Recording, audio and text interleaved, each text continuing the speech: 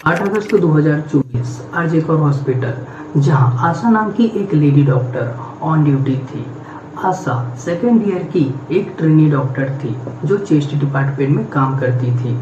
आशा का दिन 8 अगस्त को भी नॉर्मल के दिनों की तरह ही चल रहा था। वह अपने बहुत सारे पेशेंट को चेक करके अपने घर में कॉल करती है रोजाना की तरह और अपने मम्मी पापा से बात करती है।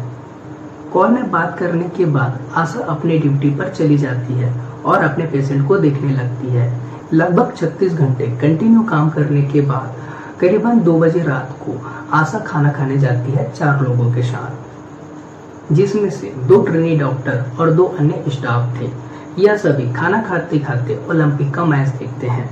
खाना खत्म होने के बाद आशा हॉस्पिटल के 3rd फ्लोर पर, जहां सेमिनार हॉल है, वहां आराम करने चली जाती है। यहाँ अगली सुबह 11 बजे आशा के घर में हॉस्पिटल से कॉल जाता है। कॉल पर हॉस्पिटल के सुपरिटेंडेंट बात कर रहे थे। आशा के मम्मी पापा को यह बताया जाता है कि आशा का तबीयत अचानक से खराब हो गया है और उन्हें जल्दी से हॉस्पिटल आना होगा। यह सुनकर घर वाले घबरा जाते हैं और उसी नंबर पर जहां से हॉस्पिटल से कॉल आया था बार बार कॉल करते हैं, पर हॉस्पिटल में कोई कॉल अटेंड नहीं करता। थोड़ी देर बाद ही हॉस्पिटल से फिर से कॉल आता है और आशा के मम्मी पापा को यह बताया जाता है कि आशा ने सुसाइड कर लिया है और उन्हें जल्दी हॉस्पिटल आना होगा। यह सुनकर सभी घर वालों के पैरों तले से जमीन खिसक जाती है और सभी अपने फैमिली मेंबर के साथ हॉस्पिटल पहुंचते हैं। इधर हॉस्पिटल पहुंचने के 3 घंटे बाद भी उन्हें अपनी बेटी से नहीं मिलने दिया जाता। फाइनली 3 घंटों बाद आशा के पिता को आशा की बॉडी के पास ले जाया जाता है।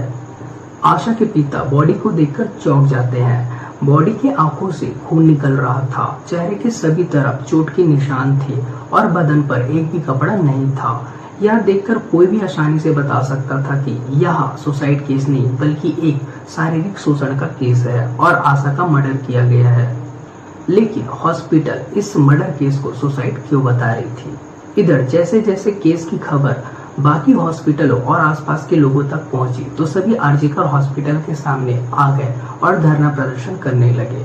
इधर पुलिस को जैसे ही लगा कि यह केस अब मीडिया की सुर्खियों पर है तो वह छानबीन चालू कर देती है और 10 अगस्त को एक आरोपी को गिरफ्तार करती है जिसका नाम था संजय रॉय।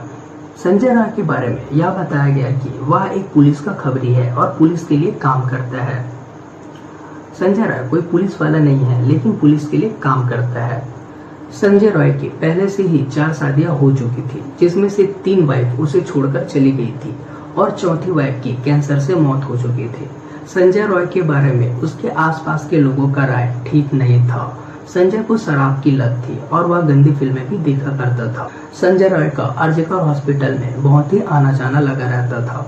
वह हॉस्पिटल में मजबूर लोगों की मदद करता था और उन्हें हॉस्पिटल में एडमिट कराकर या उनका चेकअप कराकर उनसे मोटी रकम भी लूट लिया करता था। 8 अगस्त की रात को भी संजय रॉय हॉस्पिटल में अपने एक पेशेंट को देखने गया था।